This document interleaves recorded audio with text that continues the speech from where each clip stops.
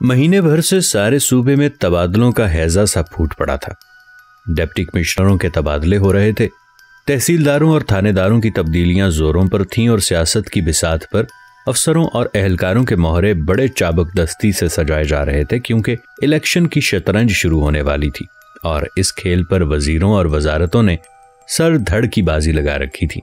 उसी जमाने में ज्यादा अनाज उगाओ की मुहिम भी अपने जोबन पर थी और अफसाइश गल्ला के सिलसिले में कमिश्नरों, डिप्टी कमिश्नरों, पुलिस कप्तानों और महकमा माल, महकमा ज़राअत, महकमा जंगलात और महकमा सिविल सप्लाई के जुमला अफसरों की एक आला सतह की कॉन्फ्रेंस सूबाई दारुल हुकूमत में तलब की गई। फजीलत माब चीफ मिनिस्टर और जुमला इज़्ज़त माब मिनिस्टर साहिबान ने खास तौर पर इस कॉन्फ्रेंस को अपने क़ुदूम मेमनत लुजूम से सरफराज किया। चीफ मिनिस्टर ने अनाज की फजीलत और कीमियाई खाद की बरकतों पर एक बरजस्ता तकरीर की जो वो लिखवा कर लाए हुए थे।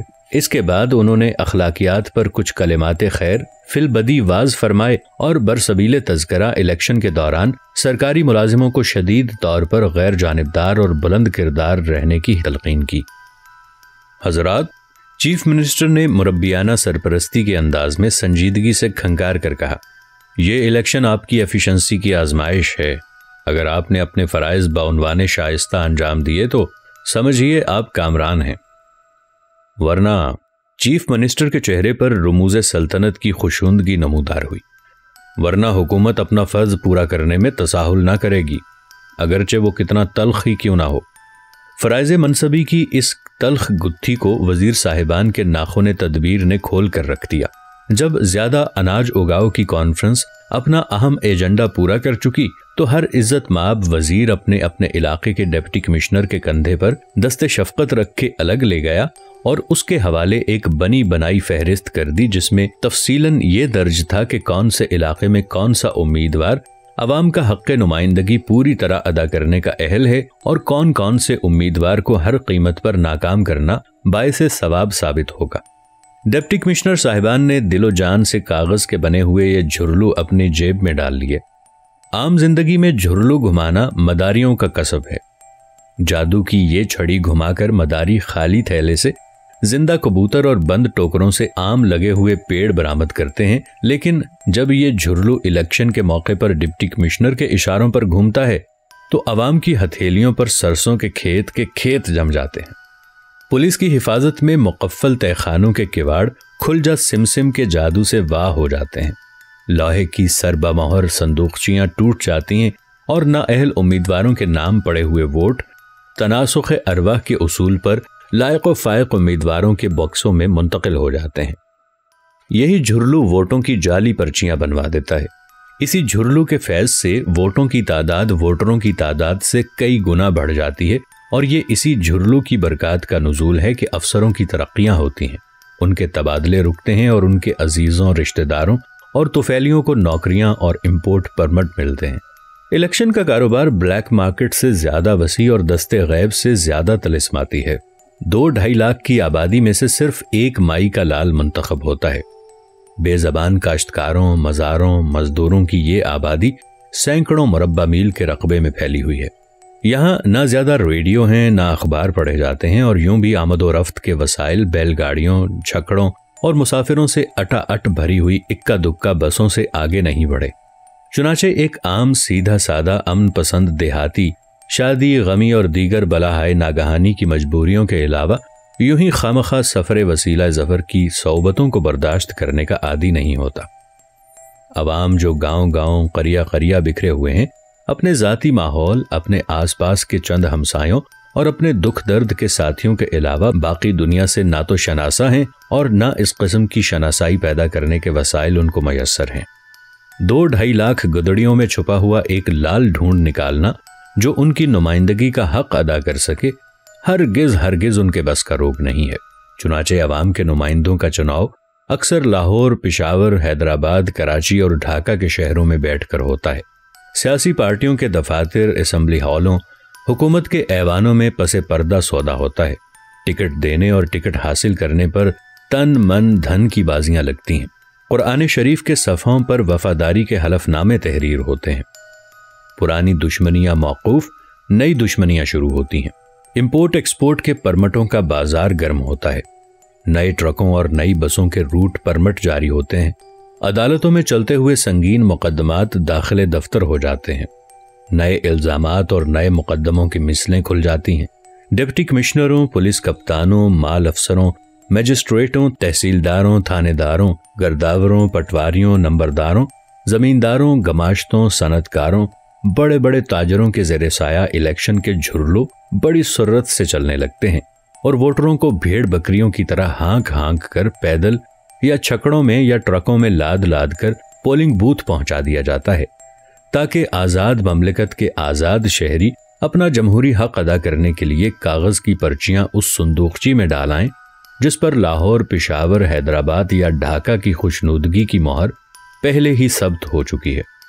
اگر ماحول سازگار ہے تو پرچیاں ڈالنے کے فوراً بعد جملہ ووٹروں کو آزاد کر کے بے یار و مددگار چھوڑ دیا جاتا ہے کہ جس طرح اور جس طرف ان کے سینگ سمائیں اور بڑی خوشی سے تشریف لے جا سکتے ہیں، ورنہ اگر مقابلہ سخت ہے تو ووٹروں کو ایک وقت کا کھانا اور ان کے سربراہوں کو نقد نذرانہ دے کر بسد عزت و احترام رخصت کر دیا جاتا ہے۔ جمہوریت کے اس مزہ کا خیز ڈھونگ میں بعض ووٹروں کو اکثر اتنا بھی معلوم نہیں ہوتا کہ جس کے حق میں اس نے اپنی پرچی ڈالی ہے وہ انسان ہے یا تار کا کھمبا۔ جب پاکستان بن رہا تھا تو کانگریس کے مقابلے میں جنگ آزادی کو فروغ دینے کے لیے قائد اعظم نے اپیل کی تھی کہ ہر مسلمان صرف اس کو ووٹ دے جس پر مسلم لیگ کا لیبل لگا ہوا ہو، خواہ وہ بجلی کے تار کا کھمبا ہی کیوں نہ ہو۔ مسلمان عوام نے اپنے محبوب رہنما کا ارشاد سر آنکھوں پر لیا اور چن چن کر ایسے تار کے کھمبوں کو جی بھر کر ووٹ دیے کہ پاکستان بن بھی گیا، حکومت چل بھی پڑی، حالات معمول پر آ بھی گئے، لیکن یہ تار کے کھمبے بدستور اپنی اپنی جگہ ایستادہ رہے۔ زمیں جنبد نہ جنبد گل محمد، حتیٰ کہ کھمبوں کے تار الجھ الجھ کر جھنجھنا کر ٹوٹنے لگے، بجلی کے بلب فیوز ہو گئے، نور کی جگہ ظلمت چھانے لگی اور مارشل لا کی ریت وجود میں آ گئی۔ ایک علاقے کے چند کھاتے پیتے تعلیم یافتہ نوجوانوں نے فیصلہ کیا کہ وہ آئندہ الیکشن کے موقع پر کسی قسم کے جھرلو کے دام فریب میں گرفتار نہ ہوں گے، بلکہ رائے عامہ کو آزادانہ اور بے باکانہ طور پر اثر انداز کرنے کا جہاد کریں گے۔ اس علاقے کے مستقل اور سند یافتہ عزت مآب وزیر نے یہ خبر سن کر بہت واہ واہ کی، تعلیمی ترقی اور جمہوری بیداری کے عنوان پر بڑے خوشگوار قصیدے گائے اور ان نوجوانوں کے نیک ارادوں پر حکومت وقت کی خوشزگالی کی سند چپکانے کے لیے وزیر صاحب نے ان سب کو اپنے ہاں کھانے پر مدعو فرمایا۔ پرتکلف دعوت اڑی، ہنسی مذاق کی باتیں ہوئیں اور جب وہ نوجوان کافی کی پیالیاں لے کر آرام سے صوفوں پر بیٹھ گئے تو یک کمرہ بند کر کے باہر قفل لگا دیا گیا۔ 1 یا 2 روز بعد جب الیکشنوں کی مہم اچھی طرح سر ہو گئی تو یہ بلند ہمت نوجوان بھی رہائی پا کر خیر سے بدو گھر کو آئے۔ ایک مزارے کی بیوی 4 بچوں، 2 بیلوں، چند برتنوں اور کچھ کپڑوں کا اثاثہ سمیٹے سرے راہ خانہ بدوشوں کی طرح بیٹھی تھی۔ اس کے خاوند نے زمیندار کی مرضی کے مطابق اپنا ووٹ ڈالنے سے انکار کر دیا تھا۔ اس جرم کی سزا میں اسے کھڑے کھڑے زمین سے بے دخل کر دیا گیا، مکان چھین لیا گیا۔ زمیندار کے گماشتے مزارے کو پکڑ کر تھانے لے گئے۔ تھانے دار نے چوری کے الزام میں اس کا پرچہ کاٹا اور بیوی بچے اپنے 2 بیلوں سمیت سڑک کے کنارے بیٹھ کر جمہوری راج کی برکتوں کا فیض پانے لگے۔ ایک اچھے خاصے متوسط درجے کے خاندان کا سربراہ اچانک لاپتہ ہو گیا۔ الیکشن کے سلسلے میں وہ کچھ ناپسندیدہ قسم کی اکڑفوں دکھا رہا تھا۔ اس کے بیٹے نے درخواست دی کہ الیکشن کے روز میرے باپ کو مخالف پارٹی نے اٹھا کر نہر میں پھینک دیا تھا۔ اب تک اس کا کوئی سراغ نہیں ملا۔ درخواست پر تفتیش کا حکم جاری ہوا۔ رپورٹ آئی، مسمی مرکوز عرصے سے مفقود ہے، پسرے مسمی مذکور کا الزام بے بنیاد ہے، چنانچہ پسر مذکور کو زیر جرم قانون دروغ گوئی ماخوذ کیا جائے۔ چالان زیر تکمیل ہے، درخواست حاضر داخل دفتر ہو۔ ایک دور افتادہ قصبے میں ایک مولوی صاحب تھے، پاکیزہ صورت، پاکیزہ سیرت، علم و فضل سے بہرہ مند، خدمت خلق کے جذبے سے سرشار، ضعیفی اور نحیفی میں بھی جوانوں سے زیادہ ہمت اور عزم کے مالک۔ انہوں نے ایک دارالعلوم اور ایک ہائی سکول بھی قائم کر رکھا تھا۔ بچوں سے کوئی فیس نہ لی جاتی تھی، کتابیں بھی سکول کی طرف سے مفت تقسیم ہوتی تھیں۔ اس علاقے کی بیشتر آبادی مولوی صاحب کے خلوص کی قائل اور ان کی بزرگی کی عقیدت مند تھی۔ غریب سے غریب کسان بھی فصل آنے پر حسب توفیق گندم یا کپاس یا دھان مولوی صاحب کے بیت المال میں ڈال آتا تھا۔ جس سے اسکول بھی چلتا تھا، دارالعلوم بھی، اور یوں بھی کئی طرح سے غریب غربا کی امداد ہوتی رہتی تھی۔ اس تجربے کی کامیابی نے ہمت بڑھائی اور مولوی صاحب کو شوق ہوا کہ اسکول کو وسعت دے کر کالج بنا دیا جائے، اور اگر کالج بھی چل نکلے تو اس بنیاد پر ایک مکمل اسلامی یونیورسٹی کی داغ بیل ڈالی جائے۔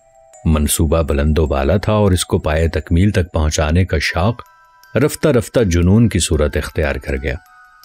مولوی صاحب کے بہت سے عقیدت مند زندگی کا گرم سرد دیکھے ہوئے تھے۔ انہوں نے رائے دی کہ ایسے عالیشان منصوبے کو عملی جامہ پہنانے کے لیے ضروری ہے کہ مولوی صاحب صوبائی اسمبلی میں ممبر بن کر جائیں اور وہاں پر اپنے تعلیمی عزائم کے حق میں آواز اٹھائیں۔